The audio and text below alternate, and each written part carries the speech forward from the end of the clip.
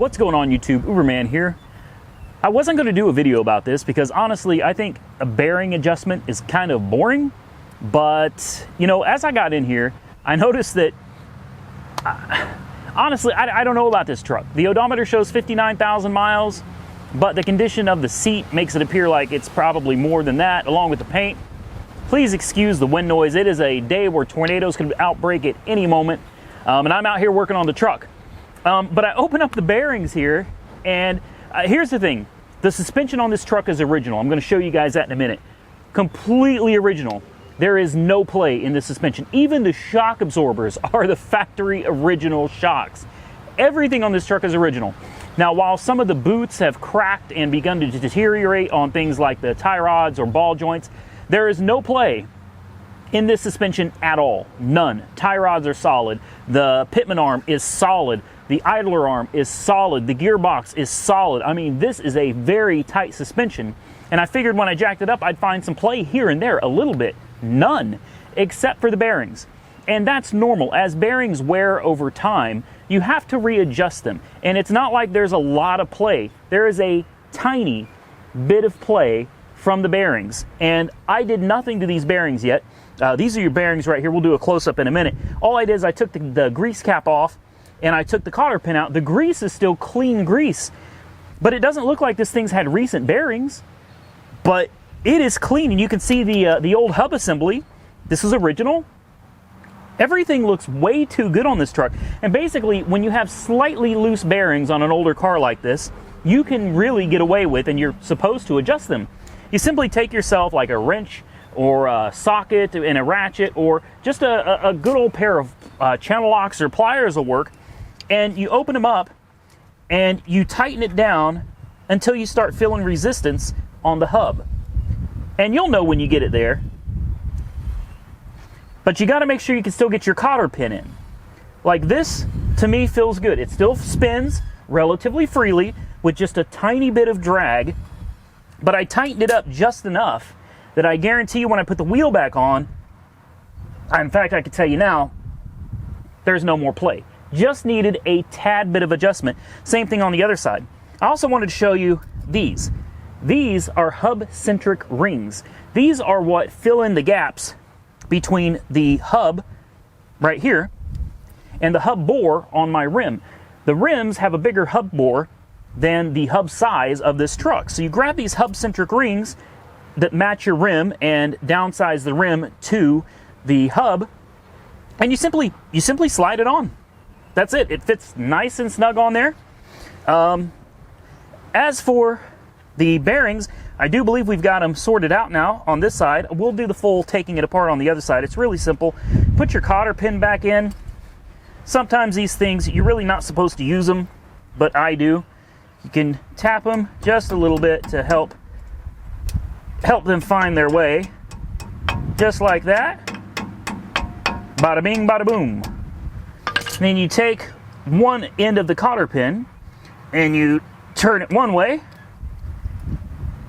Take the other end and turn it the other way. This way you don't end up with your bearings falling off. It's that easy.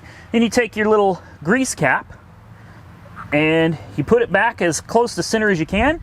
Gently tap. You don't want to tap hard because you don't want to actually damage this grease cap. You don't have to put a lot of pressure to it. Tap it just a little bit around the perimeter. There you go. That's it. We just adjusted the bearings on this, and I am willing to bet money. Again, I apologize if this wind is bad on this video. Not much I can do about it. But now we pick up this tire.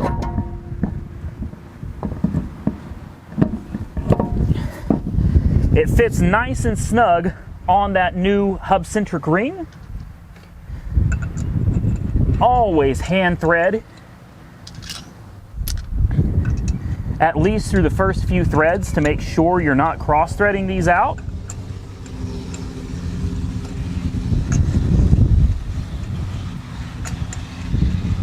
As you can see, these are going on nice and smooth. That's a good sign. And then what we're going to do is we're just going to quickly tighten these down and check for bearing play. to see if tightening the nut was enough to stop the bearing movement. It would help if I had the right socket on here too.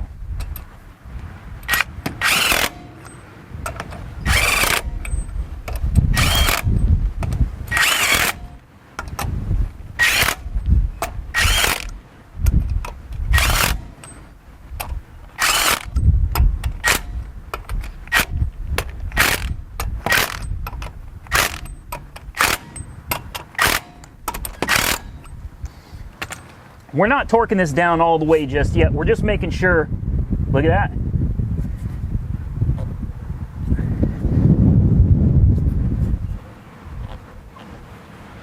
No ball joint movement.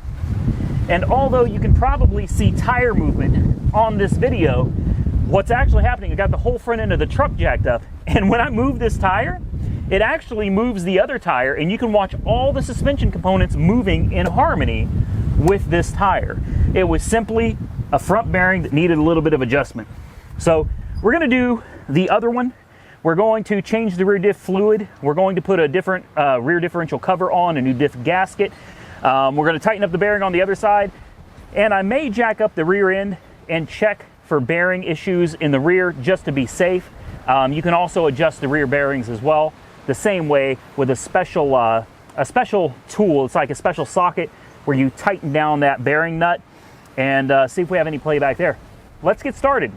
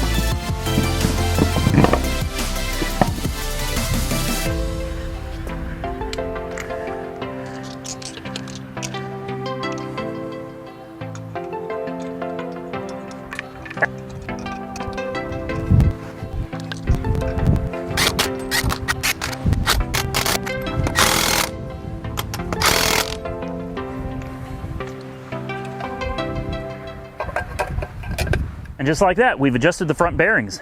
Now we can move on to the rear diff and checking the rear bearings. All right, we've got the safety chocks under the front wheels. We're gonna jack it up by the pumpkin and then put the jack stands under the frame.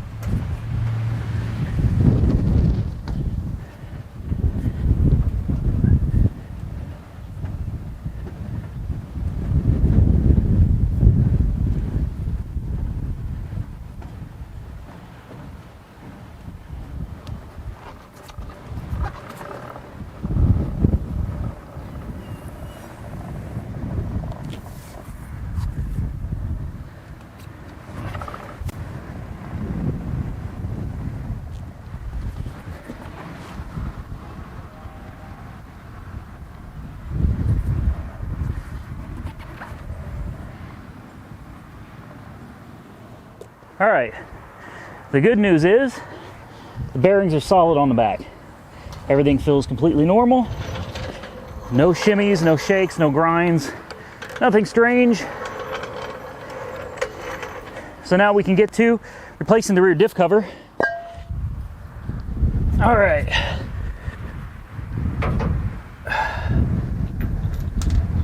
Time to climb under here.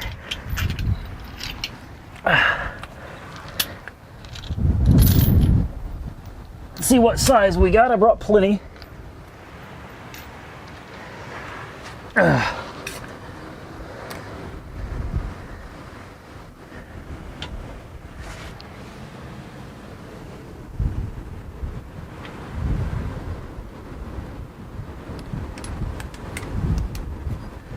I'm going to do is I'm going to start by taking them off around the bottom first.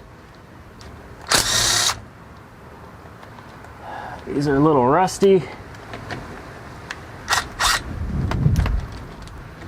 These are a lot rusty. They don't want to come off the socket. Let's see if we could get by with using one size up. I think we can. I think that would help keep it from getting stuck on here.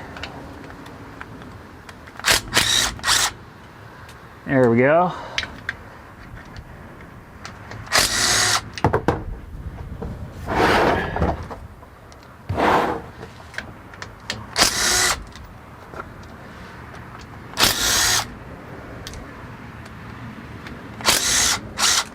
Now the top ones we're going to loosen, but we're not going to take them off yet because I don't want this stuff splattering everywhere.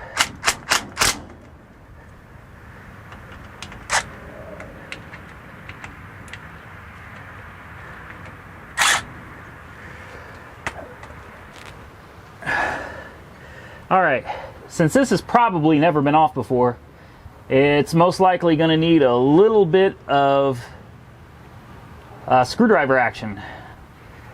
So let's give that a shot.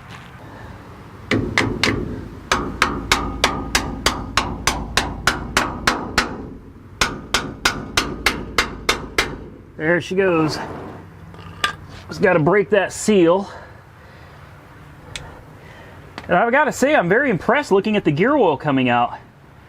I expected it to be really bad. It actually looks really good. Really good. That's very clean gear oil. Considering, you're talking about a 40-year-old truck, look at this. Still got a lot of viscosity. That's some really good gear oil.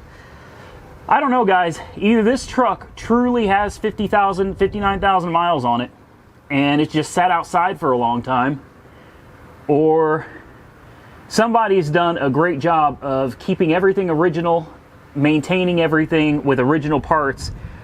I don't know. I don't know.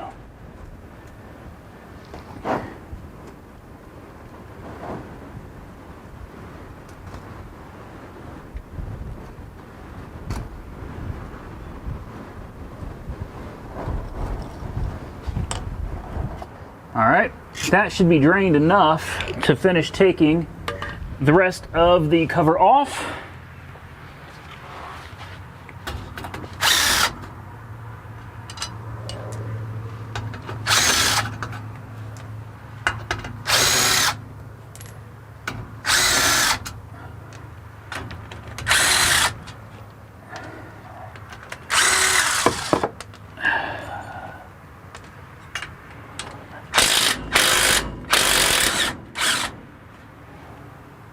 That one was corroded.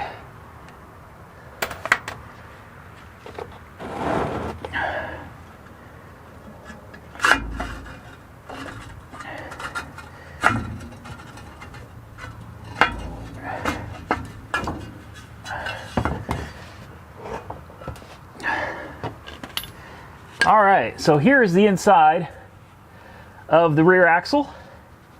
And thanks to all of you, you've told me this is a GM floating 10.5 inch 14 bolt rear differential. And as you can see, somebody did not use silicone. This is actually gasket material, which is great. This will be easy to clean up and easy to put back together. It looks like everything internally is still original. I don't see any damaged splines. That's what I'm looking for now.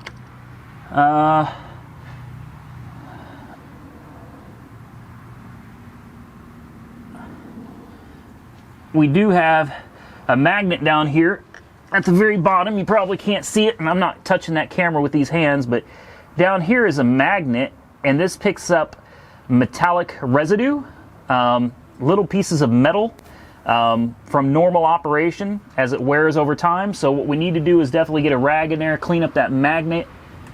I don't know much of anything about rear diffs, but from what I can see, everything looks to be in pretty good condition. I don't see anything that would tell me there's a problem with the rear end at all, from what I can see anyway. Like I said, I'm no expert on rear differentials, but it's a good thing that we don't see a bunch of metal or chunks missing or pieces broken off of the splines. Everything in here actually looks pretty damn good. All right, I got you zoomed in a little bit more so you can get a closer look at the rear end. Some of you guys and even some of you gals seem real interested in some of the inner workings of this stuff. I don't understand exactly how it works. All I know is it works. I know how to do basic maintenance, and that's pretty much it. But here's a quick inside shot of the rear diff before we go putting it back together again.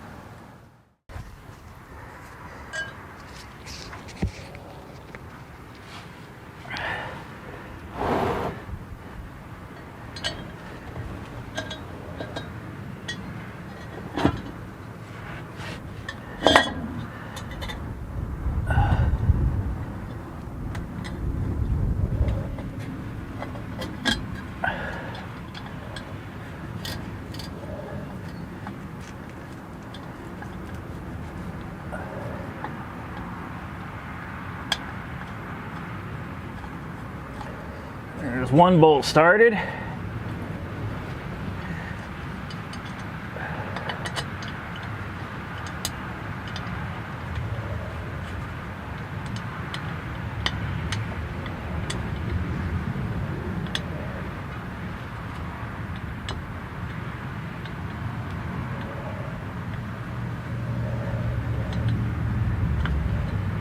Two bolts started. We're off to a good start.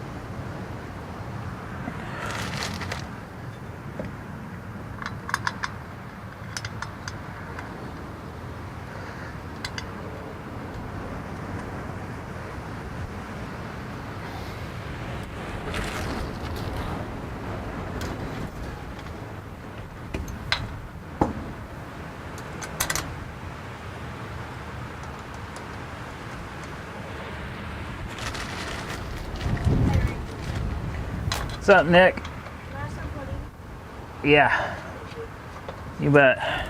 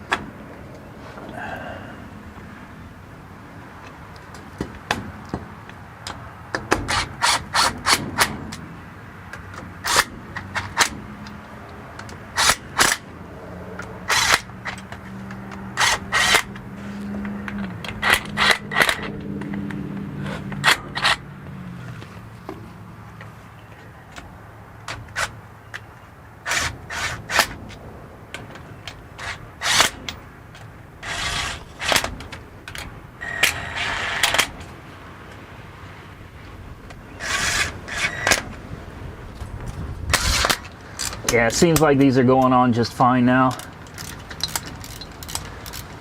I'm just paranoid. Yeah, okay, everything seems to be good. So now that we got it loose, we're just going to kind of go in a cross pattern, up, down, side to side.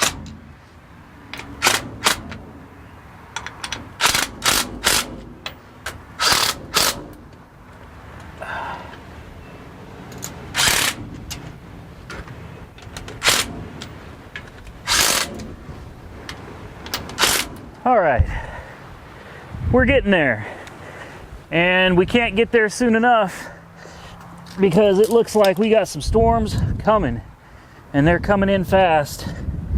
So let's see if we can't knock this out.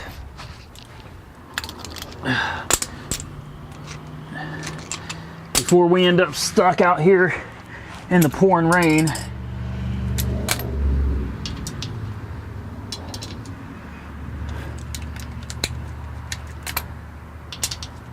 Perfect.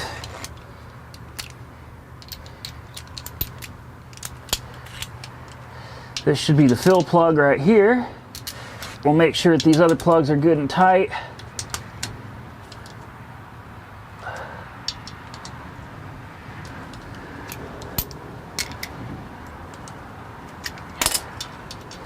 This is going to make changing the diff fluid so much easier. Basically, you pour it in, you pour the fluid in through this top hole right here until it starts dripping out. When it starts dripping out, you're good.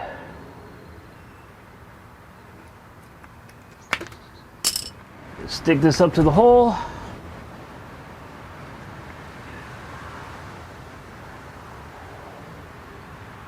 And fill her up.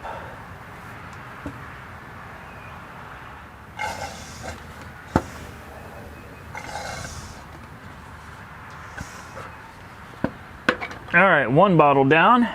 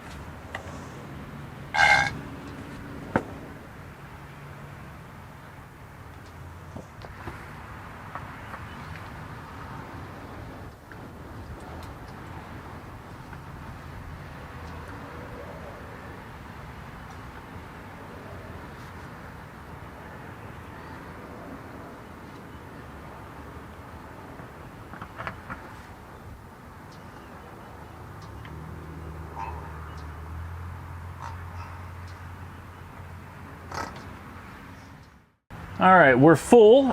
I don't know if you can see it, but we have a steady stream of fluid starting to come out this top fill hole right here.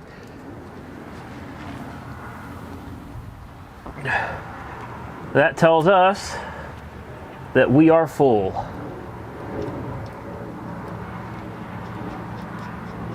All right, guys, that's going to wrap up this video on the Chevy C20 again today. I apologize for the wind noise, but we've got some severe weather coming in right now. So I am going to get out of here. I got all my tools picked up. We did get the front bearings adjusted, so the front wheels are nice and tight the way they're supposed to be. Rear bearings appear to be fine. No wiggle room, no wobble or anything in the rear suspension. We got the rear differential cover pulled, the old gasket off, the fluid changed, new fluid in, the new differential cover, which has a fill port on it.